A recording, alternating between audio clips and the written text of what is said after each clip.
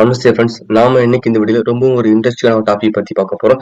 என்ன டாபிக் பத்தி பார்த்தோம் அப்படின்னா சிம்பிள் தாங்க. ஸோ நம்ம லேப்டாப் இல்ல டெஸ்க்டாப்ல கீபோர்டை வச்சு மவுஸோட ஃபங்க்ஷன் நம்ம ஆக்டிவேட் பண்ண போறோம். ஓகே, அவங்க ஃப்ரெண்ட்ஸ் ஸ்டடி வீடியோக்குள்ள போயிடலாம். ஃபர்ஸ்ட் இந்த ஆப்ஷன் வந்து எனேபிள் பண்றதுக்கு முன்னாடி என்ன ஒரு கண்டிஷன் பார்த்தீங்க அப்படின்னா உங்களோட லேப்டாப் இல்ல கீபோர்ட்ல வந்து நம்பர் லாக் அப்படின்னு சொல்லிட்டு தனியா ஒரு ஆப்ஷன் இருக்கணும். அப்படி இருந்தா மட்டும்தான் உங்களால இந்த ஆப்ஷன் எனேபிள் பண்ண முடியும். ஓகே, மத்தபடி எந்த ரெஸ்ட்ரிக்ஷன் கிடையாது.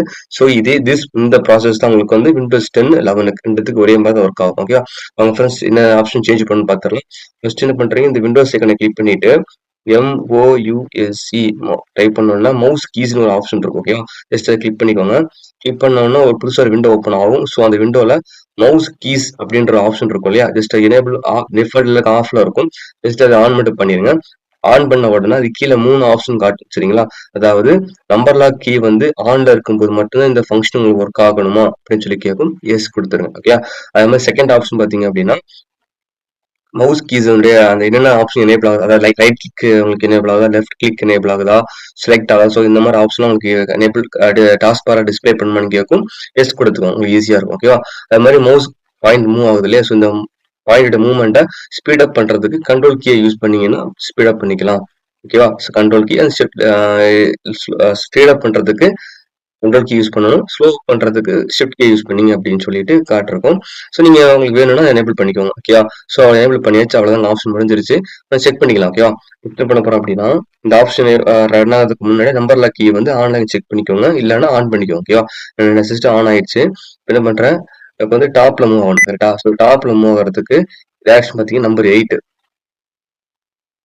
ஓகேவா, ஐ திங்க் உங்களுக்கு என்ன டைரக்ஷன் வந்து மவுஸ் கர்சர் மூவ் பண்ணணும்னு தெரியல அப்படின்னா உங்களுக்கு ஒரு இமேஜ்ல அட்டாச் பண்றேன், அந்த இமேஜ்ல பார்த்தா உங்களுக்கு கரெக்டா உங்களுக்கு தெரியும். ஓகேவா, ஸோ டிஃபால்ட்டா ஐ திங்க் உங்களுடைய நம்பர் லாக் கீழே டைரக்ஷன் போட்டிருப்பாங்க. ஓகேவா, டாப்ல மூவ் ஆகிறதுக்கு நம்பர் 8, ரைட் சைடுல மூவ் ஆகிறதுக்கு நம்பர் 6, லெஃப்ட் சைடுல மூவ் ஆகிறதுக்கு நம்பர் 4, இந்த மாதிரி கீழே டவுன்ல மூவ் ஆகிறதுக்கு நம்பர் 2.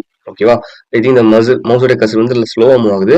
சேம் ஸ்பீட் அப் பண்ணணும் அப்படின்னா கண்ட்ரோல் கீயை ப்ரெஸ் பண்ணிட்டு என்ன டைரக்ஷன் நம்ம கொடுத்தோம் அப்படின்னா அது வந்து அதுக்கேற்ற மாதிரி மூவ் ஆகும். ஓகேவா, இப்போ நீங்க செலக்ட் பண்ணணும் அப்படின்னா எந்த ஆப்ஷன் வேணுமோ அதுக்கு நேரம் மவுஸை மூவ் பண்ணி வச்சுட்டு நம்பர் 5 இருக்குல்ல, அதை ப்ரெஸ் பண்ணீங்க அப்படின்னா செலக்ட் பண்ண ஆப்ஷன் வந்து ஓப்பன் ஆயிடும். ஓகேவா, அது கிளிக் பண்றதுக்கு நம்பர் 5 யூஸ் பண்ணிக்கலாம். ஓகேவா, ஸோ எனக்கு இந்த இப்போ வந்து எக்ஸல் ஃபைல் ஓப்பன் ஆயிருச்சு. எனக்கு வந்து நார்த் ஈஸ்ட்ல மூவ் பண்ணணும். ஆக்சுவலி வந்து டைரக்ஷன் உங்களுக்கு கொடுக்குறேன், ரெஃபரன்ஸ் பண்ணிக்கோங்க. ஓகே, இது இந்த கிராஸ் டைரக்ஷன்ல உங்களுக்கு வந்து மவுஸ் கர்சர் மூவ் ஆகணும் அப்படின்னா நம்பர் 7 யூஸ் பண்ணிக்கோங்க.